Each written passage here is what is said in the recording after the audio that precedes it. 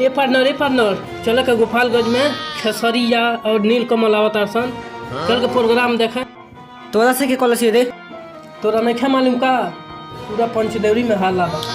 सही कहते का, लेकिन खेसरिया बहुत बढ़िया गावेला। यही जानता रे नीलकमल बढ़िया अच्छा गाना गाता।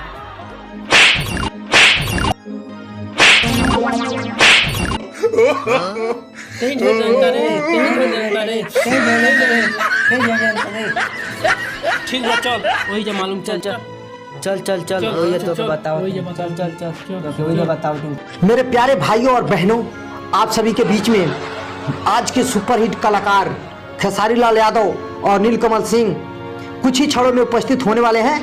आप सभी से अनुरोध है कि शांति बना के रखें। कि कहते हैं कि काश मेरी जिंदगी में भी एक ऐसा दिन है, कि काश मेरी जिंदगी में भी एक ऐसा दिन है, मैं सुबह आंखें खोलूं और तेरा चेहरा नजर आए। प्लीज भाइयों आप लोग शांति बना के रखिए, शोर मत मचाइए प्लीज भाइयों, प्लीज अभी शांति बनाए रखिए भाई, शांति बनाए रखिए। अरे कुछ ही क्षण में आने वाले हैं, शांति बनाए। अगर हमारा आवाज ब्याज जी सुनता नहीं तो जल्दी स्टेज पर आए ना तो पब्लिक गरमा गई बा। ए भाई अभी सिंगर का में 2 घंटा टाइम बा, तले पब्लिक के कौन लखन पुलावा। मेरे प्यारे भाइयों और बहनों, आइए हम आप लोग को एक प्यारा सा सॉन्ग सुनाते हैं। कि कैसे बताएं कि कैसे जिया तानी रे,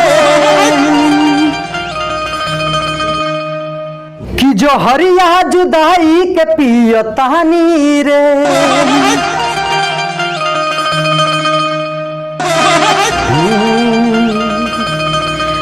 कि तू जाइब ससुराल हम जाइब शमशान रे, कि मोहब्बत के सीने देखी दुनिया जहान रे,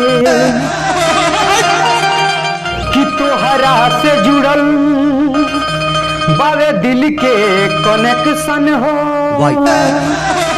कि हम न जननी कि तोहर प्यार करी इतना रिएक्शन हो, कि छुप छुप के मिलत रहलू हमारा लगे आड़ में,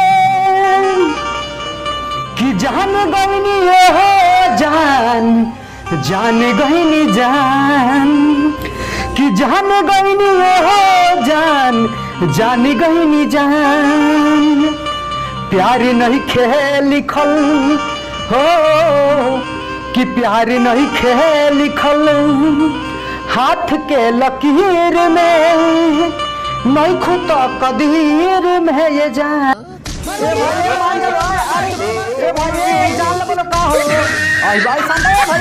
रुका भागो ना तो जान।